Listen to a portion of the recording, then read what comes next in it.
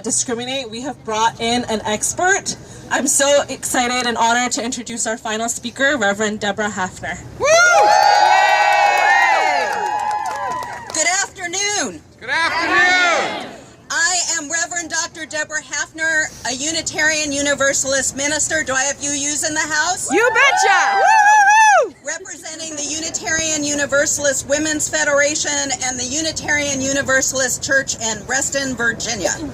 I am also the co-founder and the president emerita of the Religious Institute, an organization of more than 8,000 religious leaders from more than 50 faith traditions who support sexual justice, including reproductive justice, LGBTQ rights, contraceptive availability, and safe, legal, and accessible abortion. On a personal note, 40 years ago, as a 20-year-old, in my first job at the Population Institute, I published a pamphlet called "Does Your Campus Offer Birth Control?"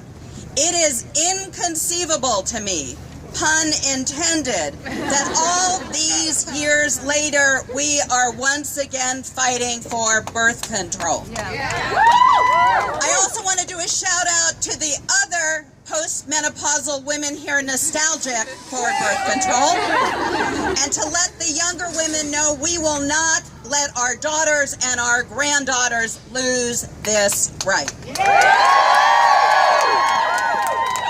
I am here today on behalf of millions of people of faith around the country to say it is immoral to use religion as an excuse for denying access to birth control coverage. It is based on a lie. The lie that religious Americans oppose birth control. The facts are that almost 9 in 10 Americans believe that using contraception is morally acceptable.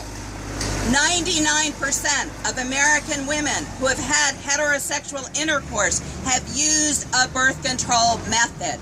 99%.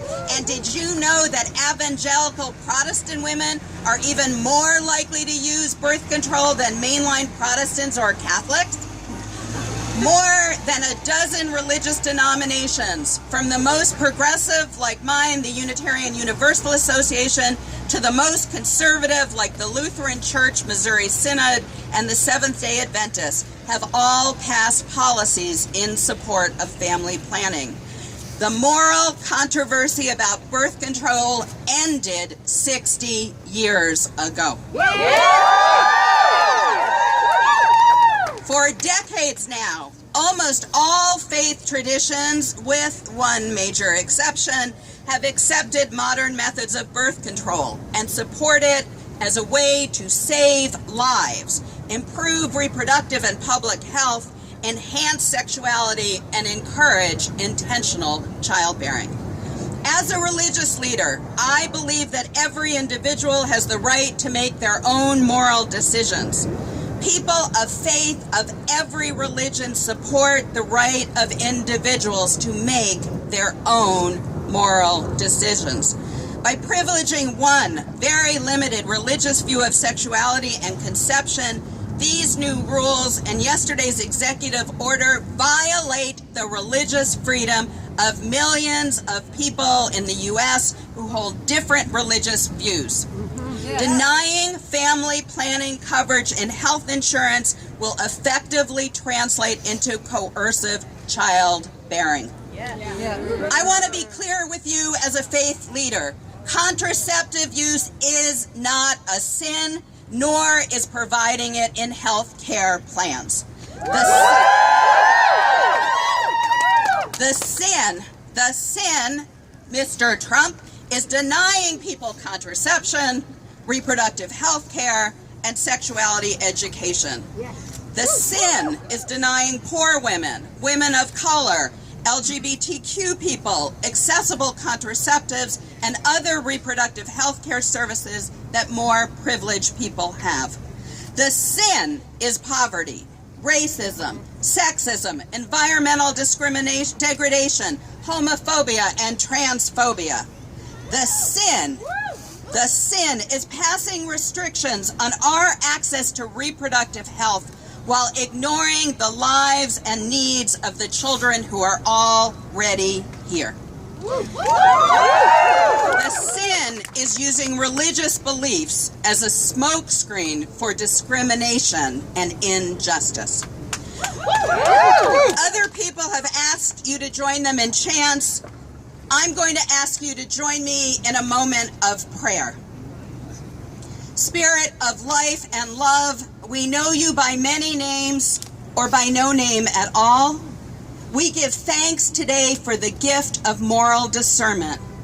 Today, in the spirit of reproductive justice and equality and affirming the moral agency of all, we are praying for contraceptive access for all people. We hold, especially in our hearts, those most harmed by this proposal: low-income women, women of color, teenagers, LGBTQ people, immigrants, and those without means. Spirit of life, bless the people gathered today as we work to create a more just world for everyone. A world where all people have the right and the ability to make their own moral decisions, where no one can impose their religious belief on others, where all children are loved, planned, and cared for, and where all people have the right and the ability and the means to obtain safe, affordable, accessible, comprehensive, and yes, covered family planning services. And may the people join me and say, Amen. Amen. Amen. Amen. Amen. Amen. Blessed be. Blessed be. Woo!